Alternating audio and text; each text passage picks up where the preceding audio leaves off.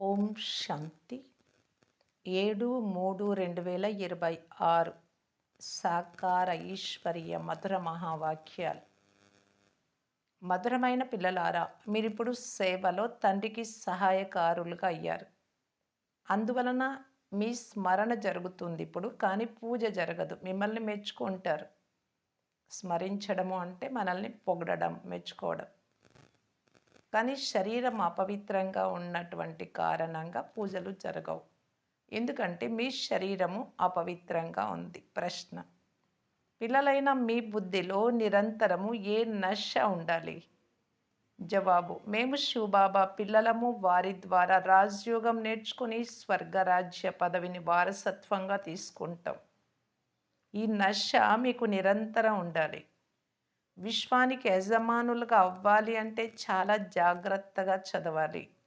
ఎప్పుడూ తండ్రిని నిందింప చేయరాదు, ఎవ్వరితోనూ కోట్లాడరాదు, జగడాలాడరాదు. మీరు గవ్వ నుండి వజ్ర సమానంగా తయారవుతారు. కావున చాలా బాగా ధారణ చేయాలి. పాట: ఎవరైతే ప్రియుడి జతలో ఉంటారో. ఓం శాంతి. ఎవరైతే తండ్రి జతలో ఉన్నారో వారు బాప్దాదా జతలో ఉన్నారు అని పిల్లలు అర్థం చేసుకున్నారు. బ్రహ్మ ద్వారా పరంపిత పరమాత్మ అయిన శివుడు స్థాపన ఎలా చేస్తారో బాగా అర్థం చేయించబడింది. వారికి ఇది తెలియదు. వారికి తమ శరీరమే లేదు అని పిల్లలైనా మీకు తెలుసు. కృష్ణుడికైతే తన శరీరం ఉంది. పరమాత్మ శ్రీకృష్ణుడి శరీరము ద్వారా అని అనరాదు. కృష్ణుడు సత్యుగ రాకుమారుడు. పరంపిత పరమాత్మ బ్రహ్మ ద్వారా స్థాపన చేస్తున్నారు అంటే వారు బ్రహ్మలో తప్పకుండా ప్రవేశించాల్సి ఉంటుంది. ఇతర ఉపాయం ఏదీ లేదు. ప్రేరణ మొదలైన విషయాలే లేవు. మన తండ్రి బ్రహ్మ ద్వారా అన్ని విషయాలు అర్థం చేయిస్తారు. విజయమాలను రుద్రమాల అని కూడా అంటారు. దీనిని మనుషులు పూజించి స్మరణ చేస్తారు. పిల్లలైన మీకు తెలుసు, ఈ రుద్రమాల కేవలం స్మరించబడుతుంది. బ్రహ్మ సరస్వతులను జంట పూస, పైన ఉండే మేరు పూస భగవంతుడి గుర్తుగా కూడా చెప్తారు. మిగిలిన మాల అంతా పిల్లలది. ఒక్క విష్ణు మాల మాత్రమే పూజింపబడుతుంది. ఇప్పుడు మీరు పురుషార్థులు ప్రయత్నం చేస్తూ ఉన్నారు. చివరిలో మిమ్ములను స్మరణ చేస్తారు. ఆత్మల మాలనా లేక జీవాత్మలదా అనే ప్రశ్న వస్తుంది కదా. విష్ణు మాల అనగా చైతన్య జీవాత్మల మాల. లక్ష్మీ నారాయణులు పూజింపబడతారు. ఎందుకనగా వారి ఆత్మ శరీరం రెండు పవిత్రంగా ఉంటాయి. రుద్రమాల కేవలం ఆత్మలదే. ఎందుకంటే శరీరం అపవిత్రమైనది, అది పూజింపబడదు. ఆత్మలు ఎలా పూజింపబడతాయి? రుద్రమాల పూజింపబడుతుందని మీరు అంటారు, కానీ అది పూజింపబడదు. దాని పేరే స్మరణి అనగా స్మరించడం. శరీరంలో ఉన్నప్పుడు పిల్లలైనా మీ పూసలను మాత్రమే స్మరిస్తారు. పూసలు బ్రాహ్మణులవి.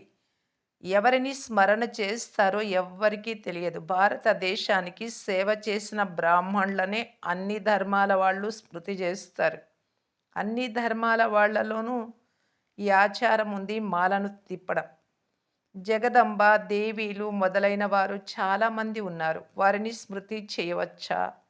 లక్ష్మీనారాయణుడు పూజకు అర్హులుగా అవుతారు. మీరు పూజ్యులుగా అవ్వరు ఇప్పుడు. ఎందుకంటే మీ శరీరం ఇక్కడ పతితమైనటువంటిది. ఆత్మ పవిత్రంగా ఉంది, కానీ అది పూజింపబడదు, స్మరణ చేయబడుతుంది. ఎవరైనా మిమ్మల్ని అడిగితే మీరు వారికి తెలియచేయటానికి మీరు అర్థం తెలుసుకొని ఉండాలి. మీరు బ్రాహ్మణీలు. మీ స్మృతి చిహ్నము దేవీల రూపంలో ఉంది. మీరు శ్రీమతమును అనుసరించి స్వయం పావనంగా అయితే ఈ మాల ఫస్ట్ బ్రాహ్మణులది అని, ఆ తర్వాత దేవతలది అని అర్థం చేసుకుంటారు. ఈ విషయాలన్నీ విచార సాగర మతనం చేయడం ద్వారా ఫలితం వెలువడుతుంది. ఆత్మలు శాలిగ్రామాల రూపంలో ఉన్నప్పుడు పూజింపబడతాయి. శివుడి పూజ జరిగినప్పుడు శాలిగ్రామాలు కూడా పూజింపబడతాయి. ఎందుకంటే శాలిగ్రామాలు ఆత్మలకి గుర్తు. ఆత్మలు పవిత్రమైనవే, కానీ శరీరాలు పవిత్రంగా లేవు ఇక్కడ.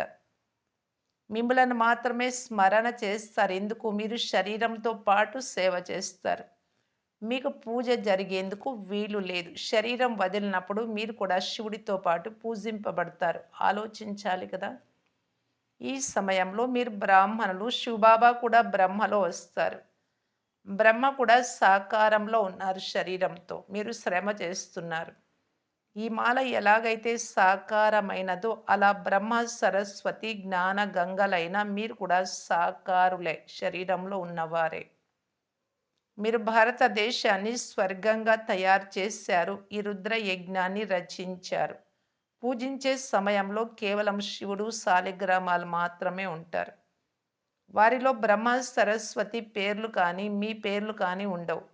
ఇక్కడ అందరి పేర్లు ఉన్నాయి. మీరు భారతదేశాన్ని స్వర్గంగా తయారు చేశారు. జ్ఞాన గంగలైన మిమ్మల్ని స్మరణ చేస్తారు. జ్ఞాన గంగలు ఎవరెవరు? శివబాబా జ్ఞాన సాగరులు. ఇతడు పెద్ద నది అయిన బ్రహ్మపుత్ర బ్రహ్మబాబా. బ్రహ్మ తల్లి కూడా అవుతారు. సాగరం మాత్రం ఒక్కరే, కానీ గంగలైతే రకరకాలు, పిల్లలు గుర్తుగా గంగలు అంటారు. అనేక ప్రకారాలుగా ఉంటాయి నదులు. ఎవరిలో జ్ఞానం మంచి రీతిగా ఉందో నంబర్ వారుగా వారిని సరోవరము అని అంటారు. వీరికి కూడా మహిమ ఉంది. మానస సరోవరంలో స్నానం చేస్తే సూక్ష్మ దేవతలుగా అవుతారు అని అంటారు. కావున మీ మాల స్మరింపబడుతుంది. స్మరణ అంటారు కదా! వారు కేవలం రామ రామ అని స్మరణ చేయమని అంటారు. కానీ స్మరణ ఎవరికి జరుగుతుందో మీకు తెలుసు. ఎవరైతే ఎక్కువగా ఇక్కడ సేవ చేస్తూ ఉన్నారో ఆ బ్రాహ్మణులకి ఎక్కువగా స్మరణ జరుగుతుంది. మొదట బాబా పుష్ప రూపంలో ఉన్నారు, శివబాబా. తర్వాత మేరు పూస, జంట పూస. వీరు చాలా శ్రమ చేస్తారు. బ్రహ్మబాబా మమ్మాకు గుర్తుగా. ఈ పూసలు జంట పూస అంటే ఈ రుద్రమాల నుండి విష్ణుమాల తయారవుతుంది. ఆత్మలైన మీరు మాత్రం పూజింపబడతారు. మీరు ఇప్పుడు స్మరింపబడుటకు మాత్రమే అర్హులుగా ఉన్నారు. స్మరణయే కానీ మీకు పూజలు జరగవు. ఎందుకంటే ఆత్మ పవిత్రము, శరీరము అపవిత్రంగా ఉంది. అపవిత్ర వస్తువు ఎప్పుడు పూజింపబడదు. ఎప్పుడైతే రుద్రమాలలో వచ్చేందుకు అర్హులుగా అవుతారో అప్పుడు చివరిలో మీరు శుద్ధంగా అయిపోతారు. గౌరవపూర్వకంగా ఎవరెవరు పాస్ అవుతారో మీకు వారి సాక్షాత్కారం జరుగుతుంది. ఇక్కడ సేవ చేసినటువంటి వారి పేరు చాలా ప్రసిద్ధమవుతుంది. విజయమాలలో నెంబర్ వారుగా ఎవరెవరు వస్తారో తెలుస్తూ ఉంటుంది. ఇవన్నీ చాలా రహస్యమైన విషయాలు. మనుషులు కేవలం రామ రామ అని అంటారు. క్రైస్తవులు యేసుక్రీస్తును స్మృతి చేస్తారు. మరి మాల ఎవరిది? భగవంతుడైతే ఒక్కరే కదా! ఎవరైతే వారికి దగ్గరగా ఉంటారో వారి మాల తయారై ఉండవచ్చు. ఈ మాలని ఇప్పుడు మీరు మాత్రమే అర్థం చేసుకోగలరు. ఆది సనాతన దేవి దేవత ధర్మం వారే అర్థం చేసుకోకుంటే ఇతరులు ఎలా అర్థం చేసుకుంటారు? పతితులందరినీ పావనంగా చేయువారు ఒక్క తండ్రి మాత్రమే. యేసుక్రీస్తును పతితులను పావనంగా చేయువారు అని అనరు. అతడు జనన మరణాలలోకి వచ్చి క్రిందకు రావాల్సిందే. వాస్తవానికి అతడిని గురువు అని కూడా అనరు. ఎందుకంటే సర్వుల సద్గతి దాత ఒక్క తండ్రి మాత్రమే.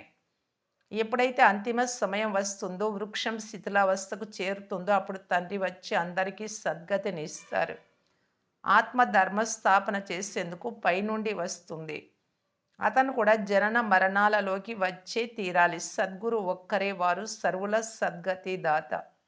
మనుష్యులెవరూ సత్యమైన సద్గురువుగా అవ్వలేరు. వారు కేవలం ధర్మస్థాపన చేసేందుకు వస్తారు. వారి వెనుక పాత్ర చేసేందుకు వారి ధర్మం వారు పైనుండి క్రిందకు వస్తారు. అందరూ తమో ప్రధాన అవస్థలోకి వచ్చినప్పుడు నేను వచ్చి సర్వులకు సద్గతినిస్తాను. అప్పుడు అందరూ వాపస్ వెళ్ళిపోతారు. మళ్ళీ క్రొత్తగా చక్రం ప్రారంభమవుతుంది.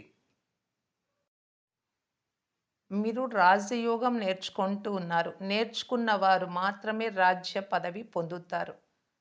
రాజులుగా అయినా అవ్వండి, లేక ప్రజలుగా అయినా అవ్వండి. ప్రజలుగా అనేక మంది అవుతారు. రాజ్య పదవి పొందుకోవడంలో శ్రమ ఉంది. చివరిలో అన్ని విషయాలు పూర్తిగా తెలుస్తాయి. కూర్చబడేది ఎవరో కూడా తెలుస్తుంది మాలలో. చదువుకోని వారు చదువుకున్న వారి ముందు బరువులు మోస్తారు. సత్యుగంలోకి వస్తారు, కానీ నౌకర్లు చాకర్లుగా అవ్వాల్సి వస్తుంది. ఇది అందరికీ తెలిసిపోతుంది. పరీక్షల సమయంలో ఎవరెవరు పరీక్షలలో పాస్ అవుతారో అందరికీ తెలుస్తుంది కదా! ఇక్కడ కూడా చదువు పైన గమనం లేకుంటే ఫెయిల్ అవుతారు. ఇది మీ అనంతమైన చదువు. ఈశ్వరీయ విశ్వవిద్యాలయం ఇది ఒక్కటే. ఇందులో మనుషుల నుండి దేవతలుగా అవ్వాలి. ఇందులో నంబర్ వారుగా పాస్ అవుతారు. రాజయోగ చదువు ఒక్కటే రాజ్య పదవి పొందడంలో శ్రమ ఉంది. సేవ కూడా చేయాలి. రాజులుగా తయారయ్యేవారు ప్రజలను కూడా తయారు చేసుకోవాల్సి ఉంటుంది. మంచి మంచి పిల్లలు పెద్ద పెద్ద సేవా కేంద్రాలను సంభాలన చేస్తారు. వీరు చాలామంది ప్రజలను తయారు చేసుకుంటారు. బాబా కూడా అంటున్నారు, పెద్ద పూదోటను తయారు చేస్తే బాబా కూడా వచ్చి చూస్తారు. ఇప్పుడు తోట చాలా చిన్నది. ముంబైలో లక్షల మంది వస్తారు. సూర్యవంశంలో చాలా పెద్ద వంశం ఉంటుంది. అనేక మంది వస్తారు. శ్రమ చేసేవారు ఇందులో రాజులుగా అవుతారు. మిగిలిన వారు ప్రజలుగా అవుతూ ఉంటారు. మహిమ కూడా ఉంది. ఓ ప్రభు, మీరు సద్గతి చేయు లీల అతీతమైనది. ఓహో బాబా అని మీరు అంటారు. మీ గతి మతి అతీతమైనది. సర్వులకు సద్గతినిచ్చే మీ శ్రీమతం అన్నింటికంటే భిన్నమైనది అని అంటారు. మన తండ్రి అందరినీ తన జతలో తీసుకెళ్తారు. మనలను వదిలిపెట్టి వెళ్ళరు. నిరాకారము, ఆకారము, సాకార లోకాల గురించి కూడా తెలియదు. 3 లోకాలు. సృష్టి ఆది మధ్యాంత్యాలను మాత్రం తెలుసుకొనుట సంపూర్ణ జ్ఞానం కాదు. మొదట మూలవతనం గురించి, తండ్రి ఉండే స్థానాన్ని గురించి తెలుసుకోవాల్సి ఉంటుంది. అక్కడ ఆత్మలైన మీరందరూ తండ్రి జతలో ఉండేవారు. ఈ సృష్టి చక్రం అంతటినీ తెలుసుకోవడం వలన మీరు చక్రవర్తి రాజులుగా అవుతారు. ఇవన్నీ ఎంతో అర్థం చేసుకోవాల్సిన విషయాలు. శివుడు నామరూపాలకు అతీతుడని వారంటారు. భక్తి మార్గంలో చిత్రం కూడా ఉంది. కానీ నామరూపాలకు భిన్నమని అంటారు. మరొక వైపు సర్వవ్యాపి అని కూడా అంటారు. ఈశ్వరుడు సర్వవ్యాపి అని నేను ఒప్పుకోను అని ఒక ఎంపీ అన్నాడు. మనుష్యులు ఒకరినొకరు హతమార్చుకుంటారు. ఇది ఈశ్వరుడు చేసే పన? ఈశ్వరుడే అందరిలో ఉంటే పోను పోను ఈ విషయాలన్నీ అర్థం చేసుకుంటారు. అప్పుడు మీరు కూడా బాగా వృద్ధి చెందుతారు. బాబా రాత్రి కూడా తెలిపించారు, ఎవరైతే స్వయాన్ని తెలివిగల వారిగా భావిస్తారో వారు ఇటువంటి లెటర్స్ కూడా వ్రాయాలి.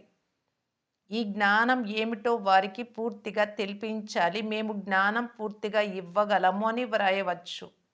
మూలవతన జ్ఞానం ఇవ్వగలం. నిరాకార తండ్రి పరిచయం కూడా ఇవ్వగలం. ఆ తర్వాత ప్రజాపిత బ్రహ్మ బ్రాహ్మణ ధర్మం గూర్చి అర్థం చేయించగలము. లక్ష్మీ నారాయణులు తర్వాత సీతారాముల రాజ్య వంశాలు ఎలా నడుస్తాయో, మళ్ళీ వారి రాజ్య పదవిని ఎవరు లాక్కుంటారో, ఆ స్వర్గం ఏమైపోయిందో తెలిపించగలము అని వ్రాయండి. నరకం ఎక్కడికి పోయింది? సమాప్తమైపోయింది అని అంటారు. అలాగే స్వర్గం కూడా సమాప్తమైపోతుంది. ఆ సమయంలో కూడా భూకంపాలు మొదలైనవి జరుగుతాయి. ద్వాపరయుగం స్టార్టింగ్‌లో. వజ్రాల, రత్నాల భవనాలు మొదలైనవి ఎవ్వరూ బయటకు తీయలేని విధంగా భూమిలోకి వెళ్ళిపోతాయి. బంగారు, వజ్రాల భవనాలు ఎప్పుడూ క్రింది నుండి వెలుపలికి రాలేదు. సోమనాథ మందిరము మొదలైనవి తర్వాత నిర్మించారు. అంతకంటే దానిని కట్టించిన వారి భవనాలు ఇంకా ఉన్నతంగా ఉంటాయి స్వర్గంలో. లక్ష్మీనారాయణుల ఇల్లు ఎలా ఉంటుంది? ఆ సంపదంతా ఏమైపోయింది? ఇటువంటి విషయాలు విద్వాంసులు మొదలైన వారు వింటే ఆశ్చర్యపడతారు. వీళ్ళ జ్ఞానం చాలా గొప్పది అని అంటారు. మనుషులకు ఈ విషయాలు ఏవీ తెలియవు. కేవలం సర్వవ్యాపి అని అనేస్తారు. ఇవన్నీ అర్థం చేసుకొని అర్థం చేయించే విషయాలు. మీకు ధనం లభిస్తుంది. మళ్ళీ మీరు ఆ ధనాన్ని దానం చేయాలి. బాబా మీకు ఇస్తూ ఉంటారు. మీరు కూడా ఇస్తూ వెళ్ళండి. ఇది తరగని ఖజానా. అంతా ధారణపై ఆధారపడి ఉంది. ఆచరణలో తీసుకురావడంపై. ఎంతగా ధారణ చేస్తారో అంత ఉన్నత పదవిని పొందుతారు. గవ్వలెక్కడ, వజ్రాలు ఎక్కడ? కొంచెం ఆలోచన చేయండి. వజ్రముల విలువ అన్నింటికంటే ఎక్కువ. గవ్వల విలువ అన్నింటికంటే తక్కువ. ఇప్పుడు మీరు గవ్వల నుండి వజ్రాలుగా తయారవుతారు. ఈ విషయాలు ఎప్పుడూ ఎవ్వరికీ స్వప్నంలో కూడా రావు. కేవలం లక్ష్మీనారాయణల రాజ్యం ఉండేది అని, ఒకప్పుడు ఉండి వెళ్ళారు అని భావిస్తారు. అయితే ఈ రాజ్యం వారికి ఎవరు ఇచ్చారో, ఎప్పుడు ఇచ్చారో ఎవరికీ తెలియదు. రాజ్యం ఇచ్చినది ఎవరు? ఇక్కడ ఏమీ లేదు. రాజయోగము ద్వారా స్వర్గ రాజ్యం లభిస్తుంది. ఇది ఆశ్చర్యం కదా! పిల్లల బుద్ధిలో ఈ నశ బాగా ఉండాలి. కానీ మాయ నశ స్థిరంగా ఉండనివ్వదు. మనము శివబాబా పిల్లలము. ఈ జ్ఞానాన్ని చదువుకొని మనం విశ్వానికి యజమానులుగా అవుతాము అని ఎప్పుడైనా ఎవరి బుద్ధికైనా తోస్తుందా? అందువలన తండ్రి అర్థం చేయిస్తున్నారు. పిల్లలు ఎంతగా శ్రమ చేయాలి. గురువును నిందింప చేయు వారికి స్థానం ఉండదని అంటారు. ఇది ఇక్కడి విషయమే. వారికి లక్ష్యమే లేదు. మీకైతే ఇక్కడ లక్ష్యం ఉంది. మేము లక్ష్మీనారాయణలాగా కావాలి. తండ్రి, టీచరు, గురువు ముగ్గురు కూడా ఒక్కరే. ఈ చదువు ద్వారా మనము విశ్వానికి యజమానులుగా అవుతామని మీకు తెలుసు. ఎంతో జాగ్రత్తగా చదవాలి. చదివించాలి. రెండూ చేయాలి. బాబాను నిందింపచేసే పనులేవీ చెయ్యరాదు. ఎవ్వరితోనూ పోట్లాడరాదు. అందరితో మధురంగా మాట్లాడాలి. తండ్రి పరిచయాన్ని ఇవ్వాలి. దానమిస్తే గ్రహణం వదిలిపోతుంది అని బాబా అంటారు. వికారాలను దానం చేస్తే మనకు పట్టినటువంటి గ్రహణం వదులుతుంది అని. మొట్టమొదట దానం చేయాల్సింది దేహ అభిమానం. ఈ సమయంలో మీరు ఆత్మ అభిమానులై పరమాత్మ అభిమానులుగా అవుతారు. ఇది అమూల్యమైన జీవితం.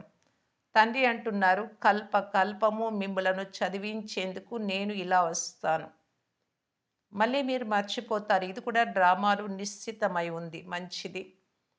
మధురాతి మధురమైన అపురూపమైన పిల్లలకు మాతాపిత బాప్దాదాల ప్రియ స్మృతులు మరియు గుడ్ మార్నింగ్. ఆత్మిక పిల్లలకు ఆత్మిక తండ్రి నమస్తే. ధారణ కొరకు ముఖ్య సారం. ఫస్ట్ పాయింట్, అందరితో మధురంగా మాట్లాడాలి. తండ్రిని నిందింప చేయు మాటలేవి మాట్లాడరాదు. దేహ అభిమానాన్ని దానం చేసి ఆత్మ అభిమానిగా పరమాత్మ అభిమానిగా తయారు కావాలి. మనం ఆత్మ, మన తండ్రి పరమాత్మ. మరి ఆత్మ పైన పరమాత్మ పైనే ఇష్టం ఉండాలి. సెకండ్ పాయింట్, లభించిన జ్ఞాన ధనాన్ని దానం చేయాలి. ఎంత ఇస్తే తరగదు ఈ జ్ఞాన ధనం. కాబట్టి నిరంతరం దానం చేస్తూ ఉండాలి. చదువు ద్వారానే రాజ్య పదవి లభిస్తుంది.